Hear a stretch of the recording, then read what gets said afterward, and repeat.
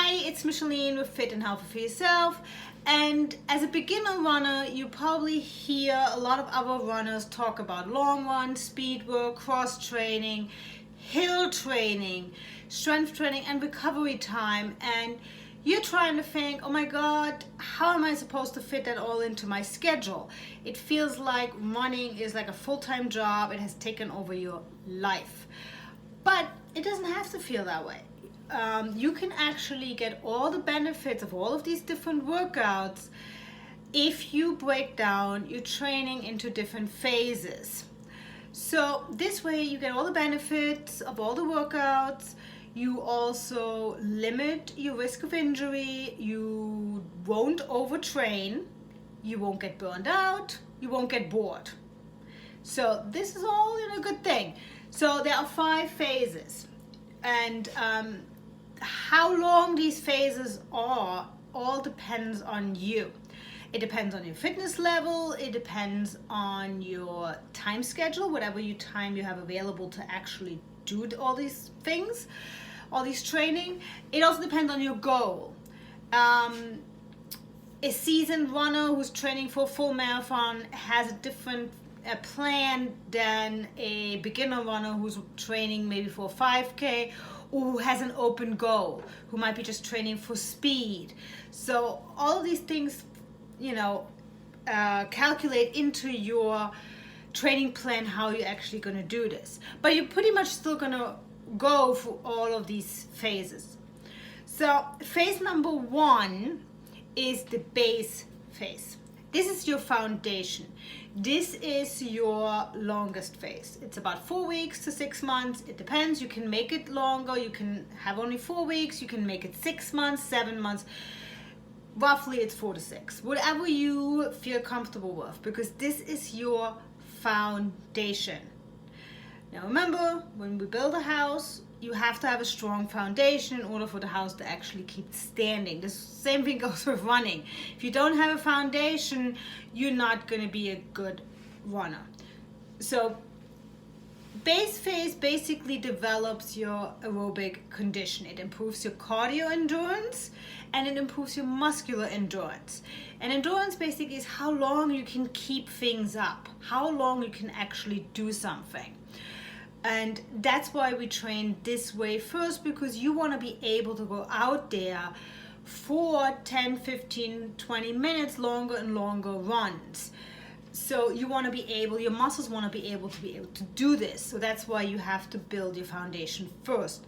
Basically what it's going to look like is you're going to be running at an easy pace. For beginners, that actually might mean you just go out walking first. And then maybe week 3 or 4 you start building some running in there.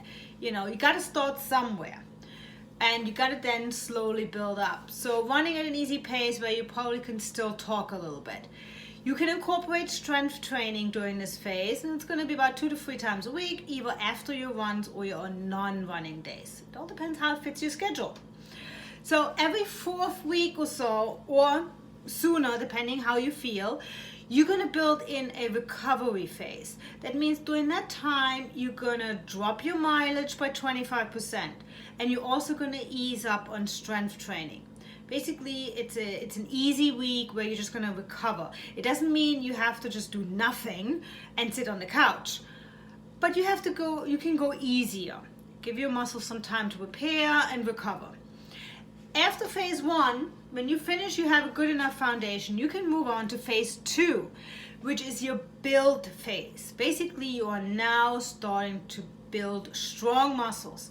So this phase is about 4 to 8 weeks long. Again, depends how long you need.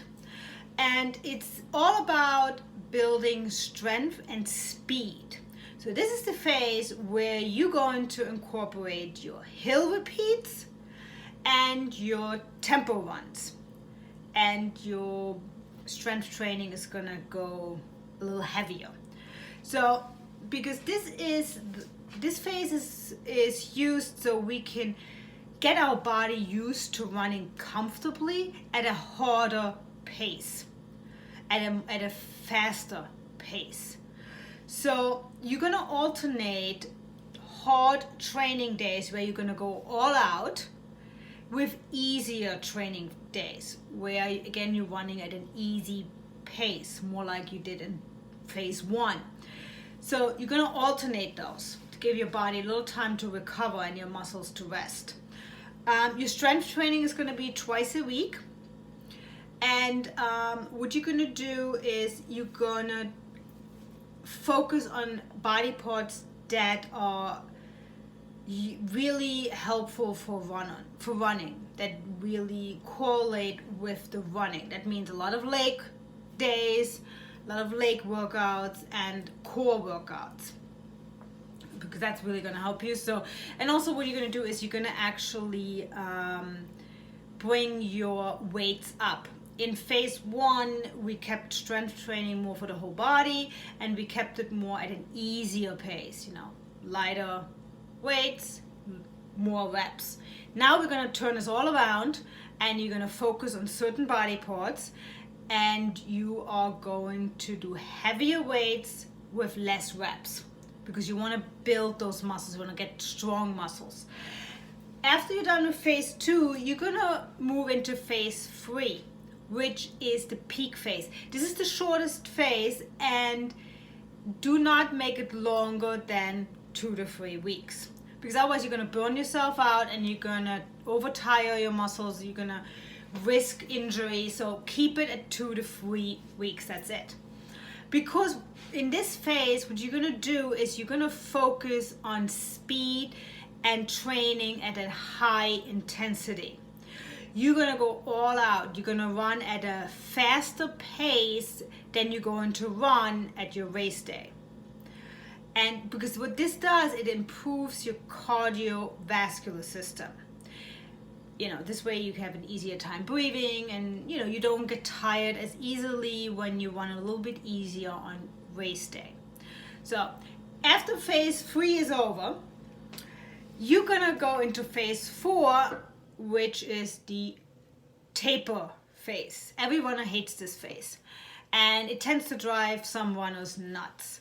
Taper phase is 1 to 3 weeks. It all depends what you train for. For a half marathon, it tends to be 10 to 14 days.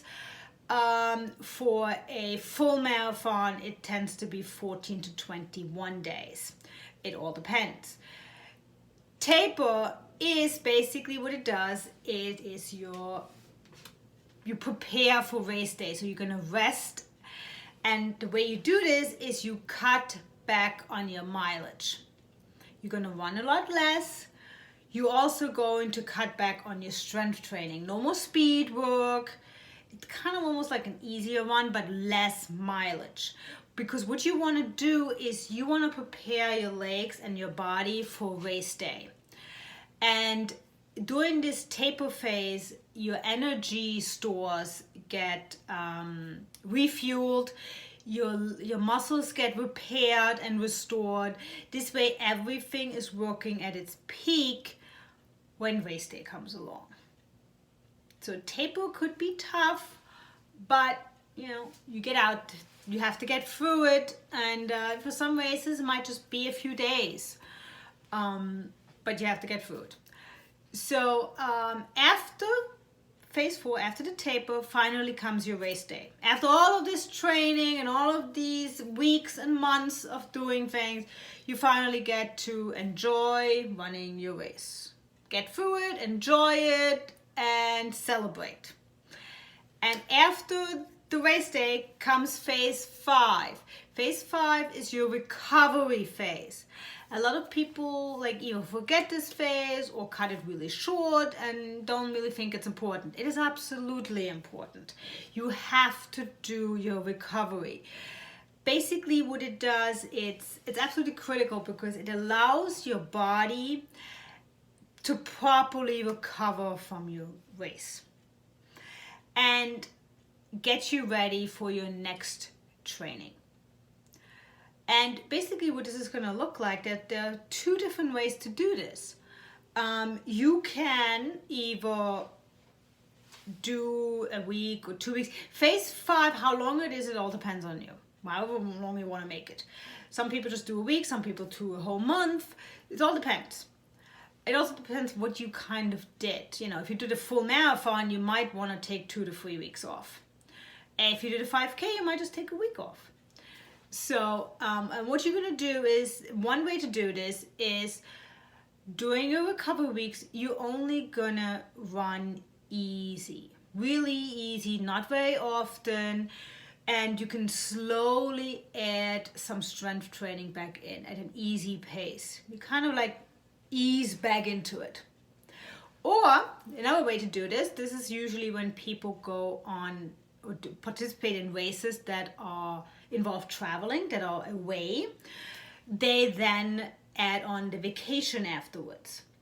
So use that vacation as your recovery phase. And basically what it means, it's not that you're just gonna sit there and do nothing, but do some other workouts, do some fun workouts, some low intensity workouts, do some swimming, you know, do some walking on the beach, do some light hiking. You know, nobody said you need to climb Mount Everest immediately, but you can do some, you know, some strolls around the park, do some sailing, you know, some fun workouts, some dancing maybe, something that is still a workout, but not that intense, and no running.